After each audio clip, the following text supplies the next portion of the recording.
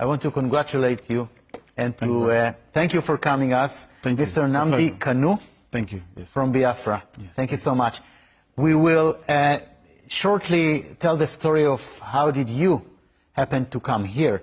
But let's talk a little bit about your people's story in Biafra. How many people there consider themselves Jewish, and how does it manifest itself? Biafra in total has about a population of, say, 70 million people scattered all over the world. As you know, they've called us the wandering Jews of Africa. But those that identify themselves with their Jewish heritage is nearly about 50 million people. 15 million people? 50 million people. Do they practice Judaism? They practice Judaism? A significant number of them practice Judaism. In what way? In terms of their prayers, in terms of the Torah that they read, in terms of the kippah and the talit they used to pray, in terms of their recitation of their prayers, is a very significant segment of the population that actually practice it as we do, or most of us do in IPOB. The problem is that when IPOB is the indigenous people of Biafra, is this umbrella movement all over the world that is pursuing the emancipation of Biafra from Nigeria. So what's been happening is that when Christianity came with colonialism, a lot of our Jewish heritage was suppressed. We were made to feel ashamed of our Jewishness, so to speak. But luckily and fortunately for us, a lot of people bravely maintained that very tradition and culture till this very day. If you go to Umweri in Anambra State, it is there. All over the world, it is there. And even the Encyclopedia Britannica of 1929 mentioned it quite specifically, that the Igbos are the Jews of Africa, because all the traditions you have from circumcision to everything that you can think of in the book of Leviticus, we practice this very day. We're talking about the Igbo nation, the Igbo people. Yes. Not all of them are Jewish, right? Not all the Igbos are Jewish, or they are? They are all Jewish. The problem is that with the influence and influx of Christianity as a result of colonialism, a lot of that was dampened down. What happened was a lot of our emphasis was moved away from the Torah, the Old Testament, to the New Testament. But because the Old Testament still contained aspects of our tradition and our culture, we accepted the Bible as it was given to us. Okay, we have a short clip showing you guys in Biafra in your Judaism way of life here. Yes.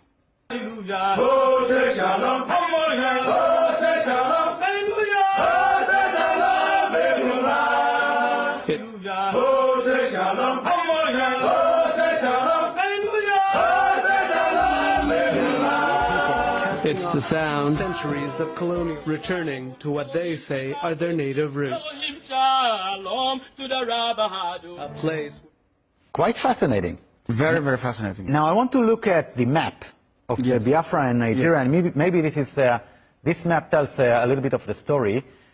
So actually, you guys in Biafra, what are you struggling for? What is your aim in your struggle? Why there is such a confrontation between you and the authorities? Because we want to go back to where we were before the British came.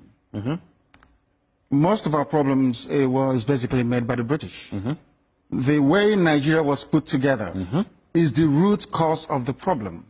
I'm talking about these days. Okay, there was a war, and Biafra was kind of independence between 1967 and 1970, I guess. That's correct, yes. And since then, it's part of Nigeria. What do you want? You want an independence state of Biafra? You want to be a Jewish state? You want kind of autonomy? What did you like? What do we want? We want an for? Independent Jewish state, a Biafran state that is absolutely independent of anything to do with Nigeria, for the simple reason that we were independent before the British came. But you want to be a Jewish state?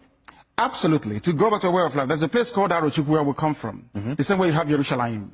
The same way you have the temple in Jerusalem, we had one in Arochukwu, the same thing. So we want to go back to that way of life, to worshipping the one and only true God that we know. Is there anyone within the Israeli establishment that recognizes you as a Jewish people? Absolutely. I'm sure that during the time of... I'm just interrupting you. This is you praying at the Western Wall at the Kotel. Absolutely, yes. Okay. Yes. I prayed there also in the year 2013 when I came to Israel. So coming back to my question about the recognition by Israel to your Jewish way of life, or to your Jewish heritage? Our Jewish heritage. Yeah. And our way of life, yes. Isaac Rabin made some statements about that. Also, Henry Kissinger, the former United States Secretary of State, also made some comments about it as well. If you go to the Nixon papers regarding the Biafran War, it's all there, very clearly spelled out.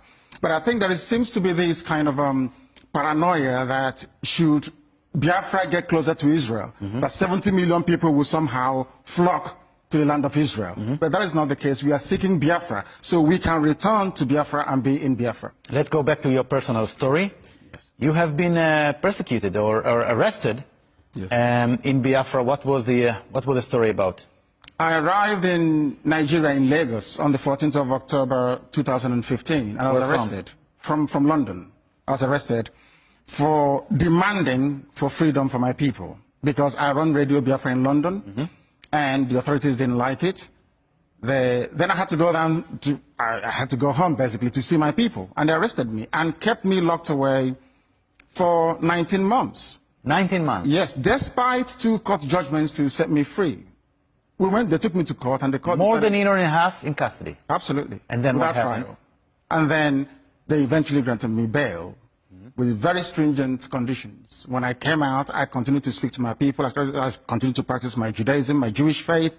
And one day they came to my house to kill me. The Nigerian army came to my house to kill me.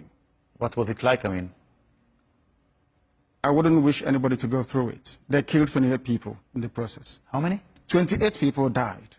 By the attempt to kill you? To kill me, they killed 28 people. How come they killed 28 people and they didn't get to you? Because my people evacuated me before they could get to my bedroom. And then you flew away? Then they took me away and smuggled me out of Nigeria. I needed some time to recover, which I did, and then I had to make my way to Israel. I see you're very excited. I wouldn't call it excitement. I would say relieved that I managed to make it to the only place that I feel safe in the whole world. I could have gone back to England, but I still don't feel safe to go back to England. That's why I stayed in Israel. Okay, we're approaching the end of this conversation. Do you have any expectation from Israel government, from the Israeli society? Yes, it is to live up to the obligations to defend Judaism and Jewish faith all over the world. We are being persecuted. We are suffering as a people. And it is the responsibility, I believe, moral responsibility of Israel to make sure that Biafra stands as an independent entity in Africa. Nnamdi Kanu from the Igbo people in Biafra. I want to thank you so much for this conversation and wish you all the best. Thank you very much for having me. At personal level. Thank you so much. Thank you. Thank you. Mob TV.